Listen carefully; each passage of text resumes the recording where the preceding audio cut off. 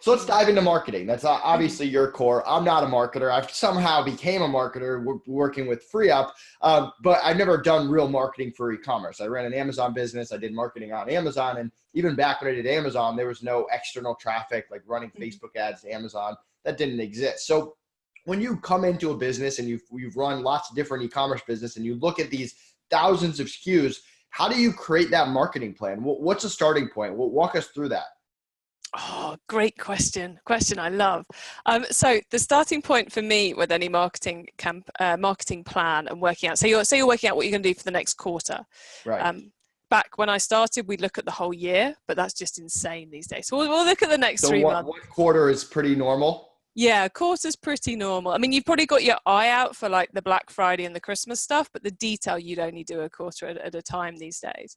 So the first thing you're gonna do is look at your previous results. So the last quarter and this quarter last year. So if we're talking Q1, let's say, so January, February, March, we'd look at October, November, December. She's just trying to remember how months come together. And we'd look at January, February, March from last year to see what worked most recently and what worked in the same season last year.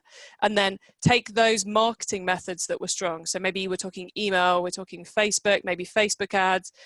We're probably talking social media content, whatever worked and drove the sales in those 2 quarters is what you're going to focus on. So you kind of focus on your methods. Then I usually start with I go and catch up with the merchandising team. So the people who are in charge of the products, the buying, the merchandising team, what's coming in, what do we think is going to be a big story? So in the world of fashion, it might be a particular trend, or if you're talking in the gifts business, it might be this particular gadget or this particular item that we think is going to be our best sellers, because those guys are usually pretty good at predicting that sort of thing. And also they would probably be the ones who decide when we're doing a big discount weekend or when we're going into sale. So those are kind of the big things that you're going to hang the quarter off.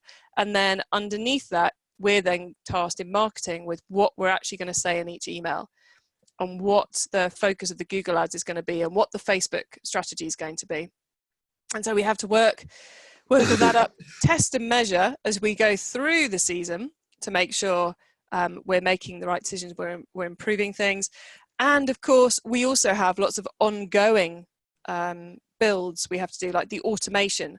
So welcome campaigns need to be updated. Maybe we're building a new browse trigger campaign. So people have looked at this category who are on our database and they haven't done anything with us in 6 months. We're going to ping out some emails to them.